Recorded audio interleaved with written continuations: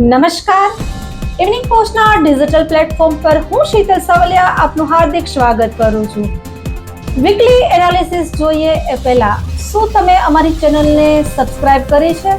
જો એનો જવાબ ના, તો તમારી આસપાસના અપડેટને મેળવવા માટે આજે જ અમારી ઇવનિંગ પોસ્ટ ચેનલને લાઈક કરો, શેર કરો, સબસ્ક્રાઇબ કરો.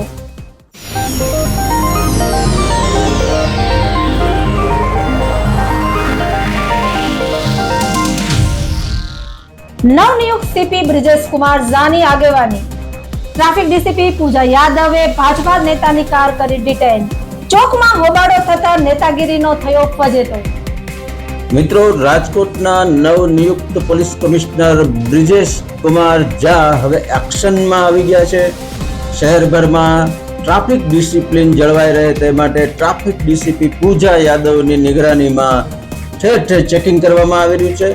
દરમિયાન કિસાનપરા ચોક ખાતે ભારતીય જનતા પાર્ટીના આગેવાનોની નંબર પ્લેટ વગરની અને કાળા કાચવાળી કાર પસાર થતા પોલીસે અટકાવી હતી.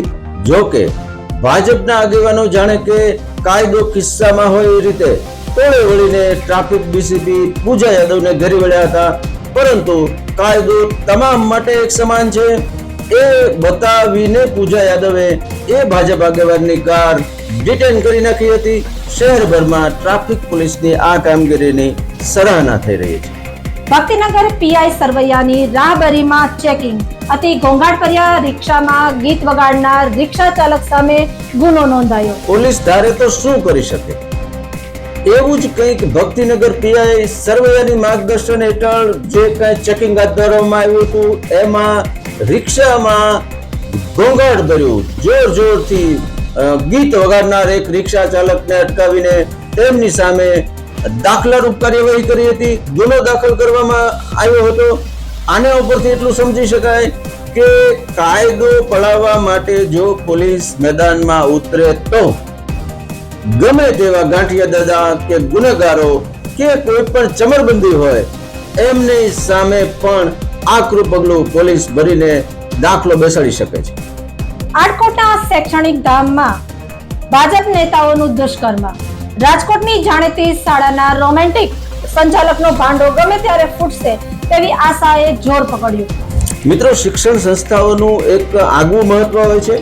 આટકોટમાં આવેલી ડીબી પટેલ એજ્યુકેશન ટ્રસ્ટ સંચાલિત સંસ્થાની અંદર બે આગેવાનો જે ભાજપ સાથે સંકળાયેલા હતા, ભાજપમાં હોદ્દેદાર છે, તેમણે એક યુવતી સાથે દુષ્કર્મ કર્યાનો ચોંકાવનારો બનાવ પ્રકાશમાં આવ્યો છે.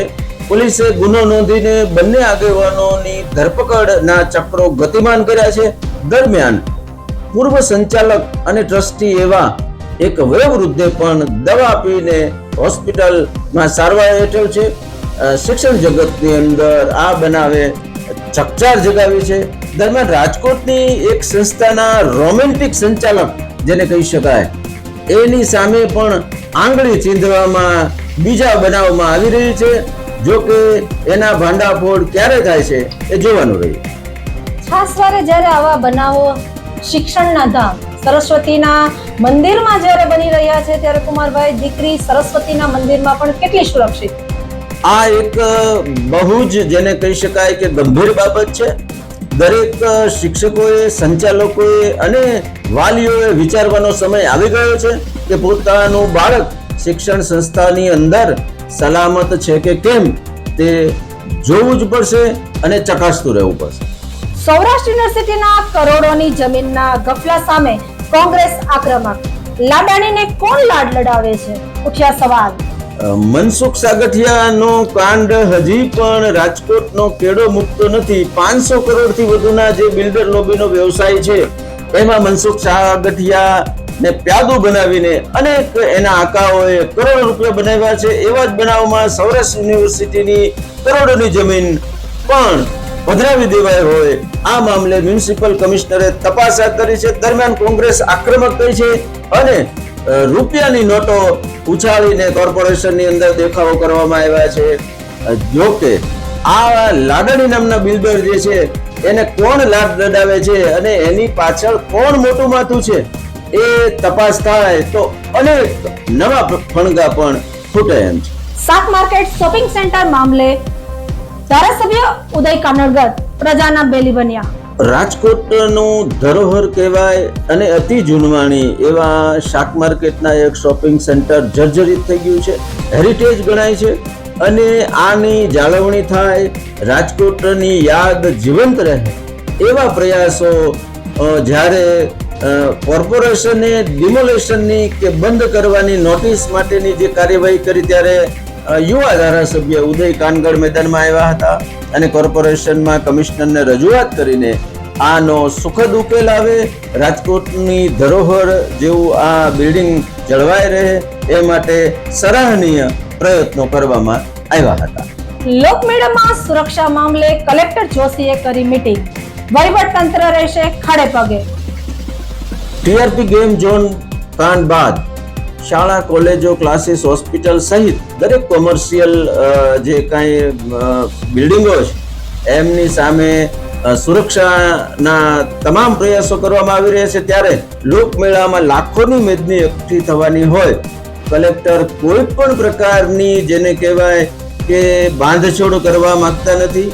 સુરક્ષાને પ્રાયોરિટી આપવામાં આવશે અને લોકો આનંદથી મેળો માણી શકે તે માટે મીટિંગોનો દોર ચાલુ કરી દેવામાં આવ્યો છે.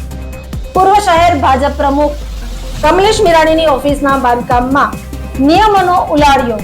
ટીઆરપી ગેમ ઝોન કાંડમાં સાગઠિયાએ જે કાંઈ બાંધકામોની મંજૂરી આપી છે એના એક પછી એક પત્તા ઉખડી રહ્યા છે.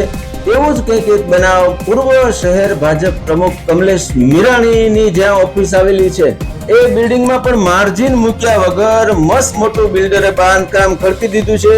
જ્યારે આ મહાશયની ઓફિસ પણ ત્યાં હોવા છતાં એ એવું જણાવી રહ્યા છે કે મેં આ ઓફિસ ખરીદી છે.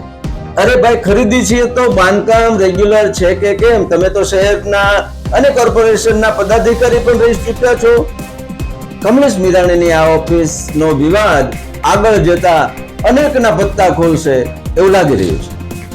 મહાનગરપાલિકા શાળાઓના બિલ્ડિંગ મફતમાં ખેરાત મામલે શહેર ભાજપ પ્રમુખ સહિતના નેતાઓની ચૂપકીદી. રાજકોટ મહાનગરપાલિકા સંચાલિત શાળાઓના જે કાંઈ બિલ્ડિંગો જે છે એ ભાડે હતા, એ ભાડે રહેલા બિલ્ડિંગોને કોઈ પણ પ્રકારની જેને કહેવાય કે કાયદાઓની છટકબારીનો ઉપયોગ કરીને ભાડાપટ્ટો ખતમ કરીને બારોબાર પાર્ટીઓને પરત કરવા માટે કરોડોના આ જે બજાર કિંમતની કિંમત છે એવા મકાનો પરત સોંપી દેવામાં પણ દાળમાં કંઈક કાળું હોય એવું અત્યારની તકે લાગી રહ્યું છે. આ મામલે પણ મ્યુનિસિપલ કમિશનરે તપાસ કરવાના આદેશો આપી દીધા છે. જોઈએ હવે કે શિક્ષણ માટેના આ ધામના બિલ્ડિંગોમાં પણ પદાધિકારીઓ કે કોઈ રાજકીય આકાઓએ કેટલા બનાવ્યા છે એ બહાર આવે છે કે કેમ. આજે આટલું જ. ફરી મળીશું ઇવનિંગ પોસ્ટ ડિજિટલ પ્લેટફોર્મ પર નવા વિચાર સાથે, નવી અપડેટ સાથે. મિત્રો, ઇવનિંગ પોસ્ટ ન્યૂઝ ચેનલને આજે જ લાઈક કરો, શેર કરો, સબસ્ક્રાઇબ કરો. આભાર.